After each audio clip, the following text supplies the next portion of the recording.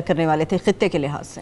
دیکھیے جی، معاہدہ ہونے جا رہا ہے ایک کا جس سے جو ہے وہ ساری تاریخ ہی بدل جائے گی اس خطے کی، اور دنیا ہی بدل جائے گی۔ جس دن اس معاہدے پر دستخط ہو گئے، اس کا مسودہ لکھا جا چکا ہے، جس دن اس معاہدے پر دستخط ہو گئے یہ ایک نئی دنیا ہوگی۔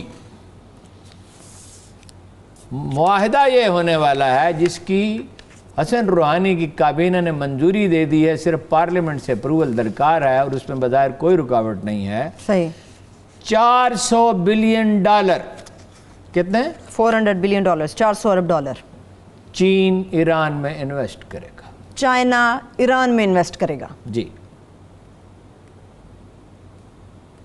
اگر آپ کو شبہ ہے تو یہ جو وقفہ ہوگا اس میں آپ نکالیں نیو یارک ٹائمز، میرے پاس یہ ہے ہارون صاحب، میرے پاس یہ ڈیٹیل ہے، اس میں کوئی ڈیٹیلز ہیں، مجھے شبہ نہیں ہے، میں نے پڑھا، میں نے اپنے طور پہ بھی اس کو کنفرم کیا ہے جتنی تھوڑی بہت ایک معمولی اخبار میں اس کی بساط ہو سکتی ہے۔ ایکسپرٹ سے پوچھا ہے بھائی پاسبلٹی ہے کہ نہیں کوئی سیبوٹاج کر دے گا؟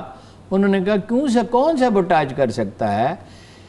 وہ تو پاکستان میں بھی تیار تھے، پاکستان میں 60 بلین ڈالر کی انویسٹمنٹ کے معاہدے تو ہو گئے، اب تک 100 کے ہو چکے ہوتے ہیں۔ پاکستان غیر مستحکم ہے کیونکہ پاکستان میں مختلف چھوٹے چھوٹے قصبات میں اور دیہات میں کتوں اور ریچھوں کی لڑائیاں بہت زیادہ ہوتی گاؤں میں۔ ویسے لوگ انجوائے کرتے ہیں لڑائیاں، ناپسند کرتے ہیں چینی کہ یہ کتے جو ہیں اور ریچھ جو ہیں یہ باقی تو کسی کام آ سکتے ہیں، لیکن ان کی لڑائیاں کیوں ہوتی ہیں؟ عوام انجوائے کرتی ہے، عوام انجوائے بھی کرتی ہے، روتی بھی ہے۔ ہاں جی، کتنا وقت ضائع کیا آپ نے۔ ہاں یہ بات ٹھیک ہے۔ اچھا، اب بات یہ ہے کہ 400 بلین ڈالر کی انویسٹمنٹ کسی ملک نے تاریخ میں کبھی کسی دوسرے ملک میں نہیں کی ہے۔ جاپان کا جو مارشل پلان تھا، یا کوریا میں انویسٹمنٹ کی امریکیوں نے، یا اور کہیں کی، بہت سے ملکوں میں کی، بہت سی مطلب یہ ہے کہ اسی وجہ سے امریکہ ایک اتنی بڑی طاقت بن گیا کہ اس کو یونی پولر ورلڈ کہا جانے لگا۔ 400 بلین ڈالر کے 100 منصوبے ہیں، ٹھیک، اس میں بندرگاہیں ہیں، بندرگاہ نہیں، بندرگاہیں کئی، اس میں ٹرین سروسز ہیں، ٹرین سروس نہیں، ٹرین سروسز 350 کلومیٹر کے سپیڈ سے گاڑی چلے گی۔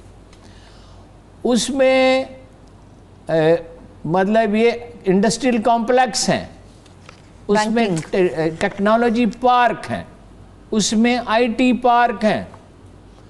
یعنی اگر وہ استحکام رہے، یہ تو اللہ ہی جانتا ہے نا آنے والا کل کیا لائے گا، استحکام اگر رہے اور ایرانی قوم جو ہے وہاں قیادت جو ہے وہ فرض کیجئے تبدیل بھی ہو جائے مگر اس معاہدے پہ قائم رہیں، تو ایران جاپان بن سکتا ہے۔ امریکہ کی تو نیندیں اڑ گئی ہوں گی ہارون صاحب۔ امریکہ کی نیندیں کیا اڑیں گی جب ایک پاگل کو اپنا بنا لیں، ایک ذہنی مریض کو اپنا صدر بنا لیں۔ ایگریمنٹ ہو گیا تھا امریکہ کا ایران کا ایٹمی پروگرام کے بارے میں، یورپی یونین اس میں شامل تھی، انہوں نے یک طرفہ طور پر توڑ دیا، ان کو دیوار سے لگا دیا۔ انہوں نے یہ سمجھا کہ ایرانی عربوں کی طرح ہے، ایرانی کوئی برگزیدہ قوم نہیں ہے لیکن عربوں کی طرح کمزور بھی نہیں ہے۔ انہوں نے انتظار کیا، لیکن ان کا نیشنلزم بہت طاقتور ہے، وہ کھڑے رہے۔ ہم نے جناب چینیوں کو جو ہے وہ ہم نے سلو کر دی سپیڈ اس کی، سیپیک کی، یہاں 400 بلین ڈالر انویسٹ کر سکتے تھے، اس لیے کہ دوست ان کے ہم ہیں۔ ایران ان کا کب دوست تھا؟ ایران تو اب یعنی امریکہ نے دھکیل کے، ایران تو شہنشاہ ایران تو امریکہ کا تھانے دار تھا اس علاقے میں، اور بھٹو صاحب اسی کے ذریعے امریکہ سے روابط رکھتے تھے، اور بھی ذرائع تھے لیکن شہنشاہ ایران بھی، اور ماشاءاللہ سرخان اسی کے پاس تشریف لے گئے تھے وزیر اعظم بننے کے لیے۔ ایران میں اگر یہ معاملہ ہو جاتا ہے تو مڈل ایسٹ تو بالکل مڈل ایسٹ کا واحد مستحکم ملک ہے، باقی غیر مستحکم ہے، یہ قدر مستحکم ہے۔ اگر کچھ اس کے نتیجے میں یہ ہو کہ کچھ لوگوں کی گریونسز وہاں کم ہو جائیں، انٹیلیجنس بہت سخت ہے، عدالتی نظام اچھا نہیں ہے، بیروزگاری تو ختم ہو جائے گی اگر پراپر انویسٹمنٹ بر وقت ہونے لگی تو جابز تو اتنی ہو جائیں گی کہ ایران میں لوگ شاید دوسرے ملکوں سے نوکری کرنے کے